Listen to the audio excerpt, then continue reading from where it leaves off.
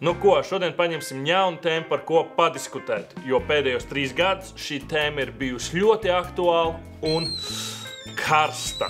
Un tas ir mūsu digitālais privātums. Jo, kā jau mēs zinām, pirms pāris nedēļām Swedbank izdomāja nosēsties uz vienu dienu uz pāris stundām, tieši tad, kad valsts saka, mēs gribam palielināt bezskaidras naudas maksājumus. Un pēc 2018. gada Facebooks arī saka, mūsu prioritāte tagad ir privātums. Mēs pat esam gatavi izdzēst jūsu laika līnijas, lai tikai būtu uzticamā Facebook kompānija. Bet mums, mirstīgajiem, mūsu digitālais privātums pa lielam slēpjas mūsu pārlūku programmās, jeb izmantojot to saucamo porno inkognito režīmu. Cik tas ir privāts un kā dati tiek saglabāti un kā dati tiek sūtīti uz serveriem, izmantojot šo te režīmu, tad par to parunāsim tālāk.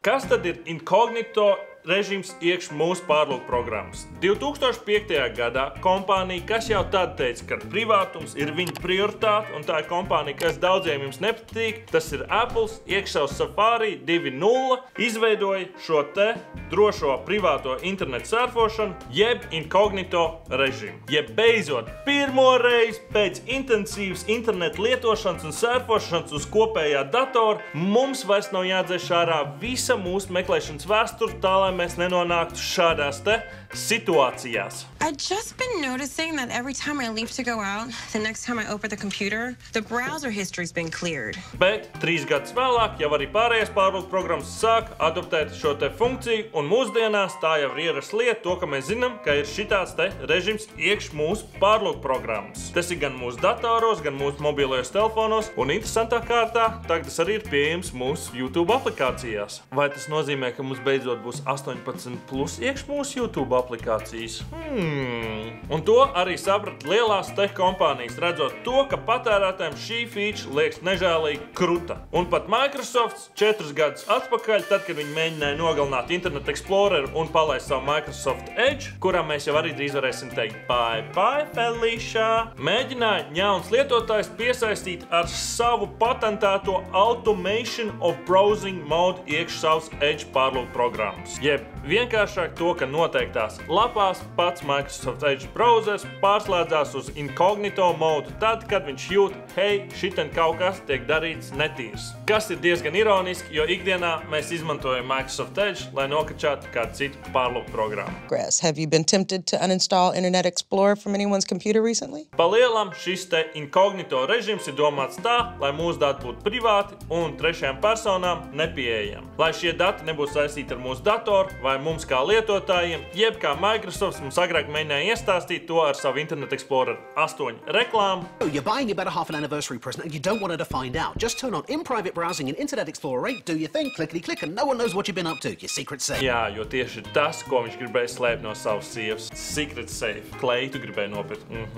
Bet kā tad ir patiesībā? Un kā jau mēs zinām, dzīve mums nav tik skaista. Kā Tor pārlūku programmas veidotājs stāsta, ka tas viss pa lielam ir reāli buļļu kakas. They will see your real identity, precise location, operating system, all the sites you have visited, the browser you used to surf the web, and so much more information about you. Īstenībā mēs atstājam daudz vairāk datus, nekā mēs vēlamies pat inkognito režīmā. Jo katrs dators, katra programma, pat pārlūku programma, ko mēs izmantojam, ir kā mūsu digitālais pirksta nospiedums, kurā tad mēs varam redzēt, kāds mums ir dators, kāda mums ir operētāja sistēma, ko mēs izmantojam, kur pārlūku programmu mēs izmantojam, kādi extension ir mūsu pārlūku programmā, un tas viss kopā apvienojot veido unikālo digitālo pirksta nospiedumu, kurš ir saistīts ar mums pašiem. Un kā tad mēs varam izsekot šo te digitālo pirksta nospiedumu, un visvieglākais ceļš, protams, ir pievienot lapām kaut kādu datu labs analītikas skriptu, ar kur palīdzību tad mēs varam apvienot tās mājaslapas, kuras jūs esat apmeklējuši, kā jūs esat apmeklējuši, kopā ar tām, ko jūs esat apmeklējuši caur inkognito režīmu. Nu, mīļie puikas, kāds ir sajūts, kad Facebooks, Googles, pat Delfi varētu īstenībā zināt jūsu interneta fetišus? Naughty. Protams, mēs neesam atstāti novārtā un ir dažas kompānijas, kas mēģina pret to cīnīties. Piemēram, tāds internetu meklētājs kā DuckDuckGo, kurš ir pa privātu internetu meklēšanu, un Apples, kurš jau ir pieteicis kāru pret mobilajām internetu reklāmām, kā arī pret šo te metodi, ka var izsekot digitālo pirksta nospiedumu. Un šī izsekošana mums nenotiek tikai tiešsaitē jeb online, bet arī offline. Tas incognito mods ir vienkārši tāds nepārāk privāts. Jo jebkurš no mums ir bijis situācijā, kad mums ir garlaicīgi vai nu darbā, vai nu skolā, un mēs gribam apskatīties kaut ko internetā tā, lai neuzzina citi un nesmietos par tādām interesēm, kas mums ir tāds ļoti tuvu sirsniņā, jeb tie saucamie guilty pleasure. Ko Andris Kivičs atkal pārceļ cīņa neidu? Tas ir vienkārši ārprāts. Bet tā kā mūsu datoriem ir DNS kēšošana, tas nozīmē, jebkurš var piesaisties pie šī te datora, ievadīt pāris rindiņš iekšā terminālī un volā redzēt visur, kur jūs esat bijuši, pat izmantojot incognito režīmu. Aha, es tomēr zināju, ka Rihardam interesē tas Andris Kivičs. Atradies te tīrais un baltais.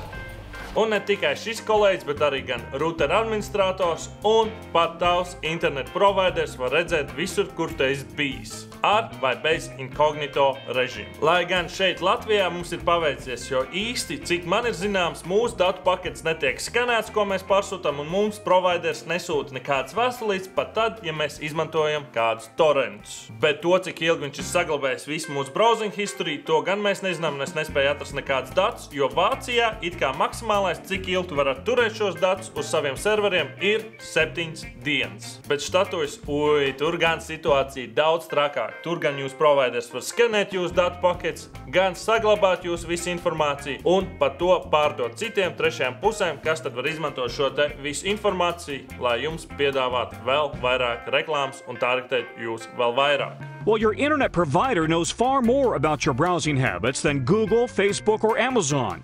And now that provider can legally sell that information without your permission. Bet daži no jums tagad saka, hei, es neesmu nekāds terorists vai perverss jaunietis. Es izmantoju šo te režimu, lai tiešām nopirkt sev ņaunu kendamu tā, lai man pēc tam nepiedāvā nopirkt vēl kāds 100 kendams par izdevīgu cenu. Bet no tā izvairīties arī ir grūti, jo analītikas lielajās lapās ir tik daudz, ka tev to kendam piedāvās šā vai tā. Piemēram, ieejot TVnetā bez adblockera, mēs redzam, ka tur ir tuvu pie 300 kukijiem, kur 2 no tiem ir reklāmas analītikas skripti, viens ir no Vācijas, Yieldlabs, un otrs ir no Francijas, ko sauc par Webimotors. Kāpēc gan, lai latviešu uzņēmumam vajadzētu kaut kādu reklāmas analītikas tool no Francijas? Vai tas varētu būt ar to iemeslu to, ka viņiem office arī ir Maskavā? Bet vai mēs par to iebilstam? Un kāds tad ir secinājums? Izmantojot visu šitos te trikus, reklāmisti un kompānijas jums var piedāvāt ne tikai vēlreiz nopirkt to kendamu. Liecies mierā, man jau ir nestilīga kendama. Chrome saks #sweetkendamas, bet gan jau paredzēt to, ko jūs vēlēsieties nākotnē, ko sauc par behavioral targeting, jeb uzvedības targetēšanu. Jā, tieši tā, Facebooks un Googles jūs nenoklausās, viņi vienkārši visu, ko dara, ir vāž šo te visu informāciju un par jums veido vienu veselu profilu. Jo pat uz jauna uzstādīt laptopu no nekāda lietotāja katru mājaslapu, ko jūs apmeklējat, jūs veidojat par sevi noteiktu profilu. Tātad mēs varam noteikt jūsu vecumu, dzimumu, lokāciju, intereses un pat jūsu sociālo apli. Un tad tavs internet profils tiek apvienots ar tavu sociālā apļa internet profiliem, jeb draugiem, un tad tu pēkšņi redzi reklāmu par kaķiem, lai gan tev nav kaķis, un jūs netīšām pagājušajā nedēļā runājāt par kaķiem. Un atbilde ir tāda, nevis viņi klausījās, bet jūs labprātīgi paši esat atdevuši savus datus šīm te lielajām kompānijām. Tālūk, ja jums interesē vēl visādas kiberdrošības lietas, tad es jums silti ieteiktu noskatīties mūsu tiešais interviju ar Latvijas kiberdrošības ekspertu Kirilu. Kā arī, ja jums patīk šis formāts un gribat redzēt vēl, tad jūs zināt, ko darīt, vai nu spiediet tīkšķi uz augšu vai īkšķi uz leju. Un komentāros atstājiet, vai jums uztrauc to, ka kompānijas un reklāmisti jūs izsako internetā, vai arī nē. Būtu interesanti uzzināt. Un viss, ko es varu pateikt beigās, ja es ticu tik tālu līdz šim video, paldies, un tad jau līdz nākamajai tikšanās reizei. Es gribēju pateikt to, ka ar 2 centiem mēs esam televīzijā, jā? Interneta vidi kļūst arvien vairāk. Konkrēts gadījums kāds influenceris aicinājis sekotājus dzert alkoholu Bujaka! Bujaka!